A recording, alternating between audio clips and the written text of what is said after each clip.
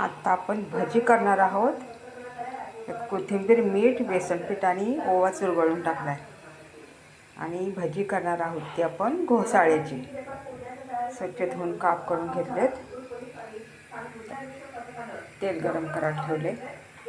आता यात आपण एक एक एक एक एक भजी सोडूया.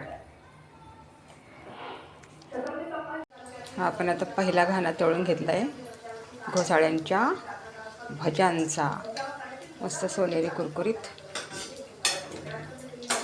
ते उडालं बाहेर कढईच्या. मस्त झालेत अगदी. तर मी एकदा कुठेतरी वाचलं होतं की बाबा पहिला घाणा आधी खाऊन बघायचा, तिखट मीठ ते शबरीची बोरं करून बघायचे म्हणे. तर मला आश्चर्य वाटतं, शबरीची बोरं म्हणजे शबरीनं कसं आधी बोर उष्ट करून मग रामाला दिलं, त्याची चव कशी आहे आधी बघायची. मग एकदा सगळे तळून काढले का मग काय नाईलाज होतो आपल्याला की तिखट मीठ काय कमी असेल तर नाही टाकता येत. म्हणून पहिल्या घाण्याची चव आपण आता बघूया.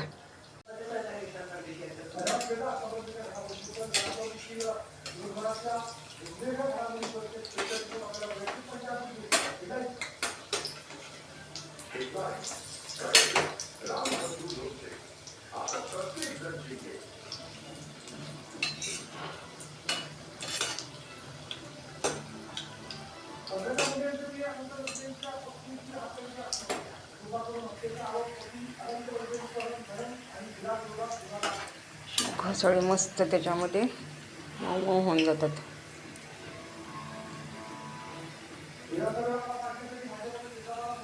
घोसाळ्याची भजी बनवायची म्हणून सागर संगीत स्वयंपाक करावा म्हटलं. हिरवी कारली फ्राय करून नंतर आधी भाजून घेतली, नंतर तेलात थोडीशी तळून घेतली. कांद्याची पात कमी, डाळ जास्त, कारण एवढी मोठी जुडी आणलेली सगळी जून पानं होती. मग कोळी कोळी घेतले फक्त. आणि भाकरी मस्तपैकी सुंदर परिपूर्ण जेवण. प्लस छोटे छोटे कांदे पण आहेत कांद्याच्या पातीचे. अति टेस्टी लागते. मी आधी डाळ गरम पाण्यात भिजत घातली 1-2 तास आणि जेव्हा फोडणी टाकली भाजी तेव्हा तर लगेच शिजली. घोसाळे पण छान लागतात.